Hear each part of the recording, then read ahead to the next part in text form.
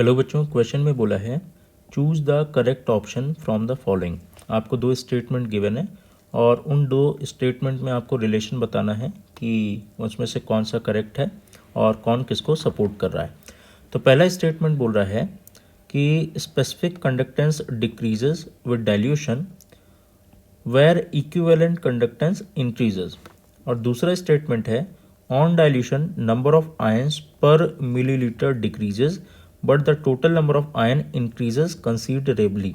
ठीक है, तो अगर हम इसकी डिफिनीशन की बात करें तो जो स्पेसिफिक कंडक्टेंस होता है, तो स्पेसिफिक कंडक्टेंस को हम डिफाइन भी इस तरीके से करते हैं। स्पेसिफिक कंडक्टेंस, अगर हम स्पेसिफिक कंडक्टेंस को डिफाइन करें तो हम यही बोलते हैं कि conductance is defined for the number of ions per millilitre of solution, पर ml ऑफ सॉल्यूशन।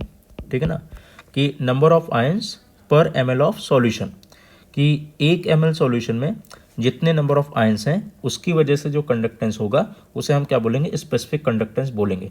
तो अगर हम डाइल्यूशन करते हैं तो डाइल्यूशन करने की वजह से होगा क्या कि वॉल्यूम ऑफ सॉल्यूशन इंक्रीज होगा। दैट मीन्स कि number of ions per millilitre क्या होंगे, डिक्रीज होंगे। नंबर ऑफ आयंस इन पर मिलीलीटर क्या होंगे, डिक्रीज होंगे। किसकी वजह से, ड्यू टू डाइल्यूशन। ठीक है ना, डाइल्यूशन की वजह से क्या होगा, वॉल्यूम इंक्रीज होगा, इसलिए नंबर ऑफ आयंस पर ml क्या होंगे, डिक्रीज होंगे। उसका मतलब कि स्पेसिफिक कंडक्टेंस क्या होगा, डिक्रीज होगा। ठीक है ना। अब दूसरी बात होती है कि मोलर कंडक्टिविटी इंक्रीज होगी या डिक्रीज होगी।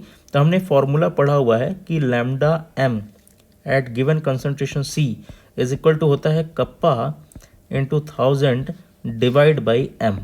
ठीक है, तो हमें पता है कि मोलैरिटी वॉल्यूम का क्या होता है, इन्वर्स होता है। तो इसका दूसरा फॉर्मूला हम इस तरीके से भी लिख सकते हैं, दिस इज कप्पा जो कि कंडक्टिविटी है इंटू V।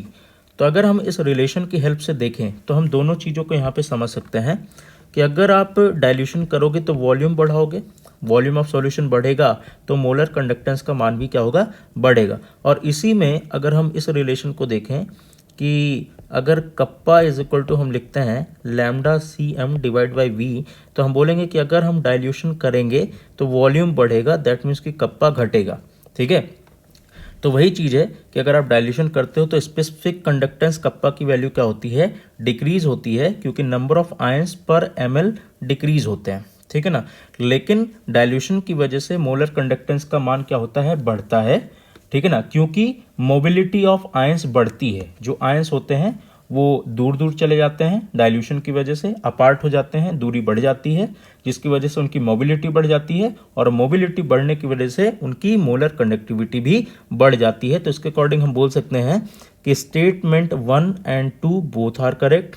ठीक है ना, and statement 2 is the correct explanation of the statement 1।